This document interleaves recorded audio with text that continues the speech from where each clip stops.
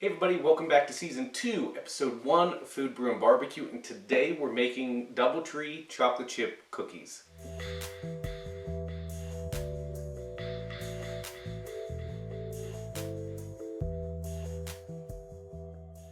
My sister asked, hey, can you make something a little bit easier? And I said, I know exactly what you need. I always love staying at Doubletree hotels because they give you a little pack of cookies and they're delicious. So today we're going to make those again at home, and Hilton actually posted the recipe on their website. I also have all the ingredients you need in the description, so feel free to check those out. I hope you give these a try.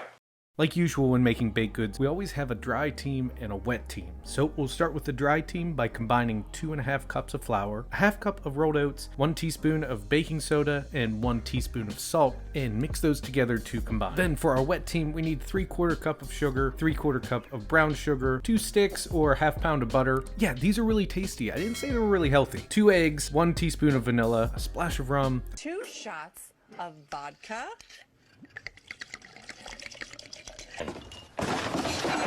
about 1/4 teaspoon of lemon, and a sprinkle of cinnamon. Then to put everything together, forget how to use your stand mixer for a second and put the whisk on before you should. Then with the whisk attachment to your stand mixer, whisk together all of your wet team. It's about right now that I realize I should have creamed the butter and sugar by itself before adding the eggs, but the cookies still turned out fine. Then once everything comes together and is homogenized, add half of your dry team to your wet team until things start to come together, and then add the other half. This helps reduce some of the gluten production. Then mistake number 2 that I made with these cookies, I realized that you'd want to use the paddle attachment, which would have made this a lot less of a difficult task. Remove the bowl from your stand mixer and add in 1 cup of chocolate chips, or more if you want, and 2/3 cup of walnuts, or you could use any sort of nut here. The walnuts are traditional to the Doubletree cookies, but your world is your oyster. Then using a spatula, fold everything in together until everything's mixed to your liking. You don't want to overmix here. That could cause, again, some of that gluten formation. Then put your cookie dough in the fridge for a long winter's nap, aka at least an hour, unless you don't want to, in which case start rolling them out. We'll start by pamming a baking sheet and rolling out roughly 2-ounce dough balls,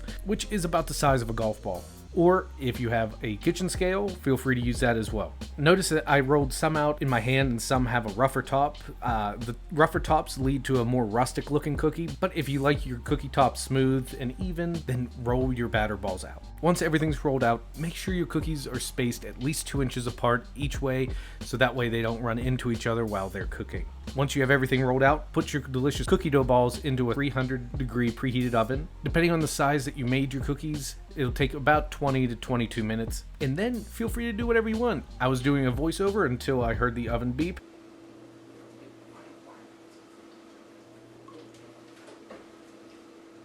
What you're looking for are the edges to be golden brown and the middle to look slightly underdone, but if the cookie looks like it's completely done in the oven, it's going to continue to cook and you'll have tough cookies. The last thing you have to do is resist the urge to take a bite immediately, put them on a cooling rack, and after 10 to 15 minutes, get ready to taste.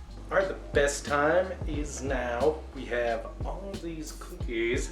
Megan, unfortunately, is out for episode 1 of season 2 because she had a really rough day at school. So, look at this. Nice gooey inside, perfect crisp outside.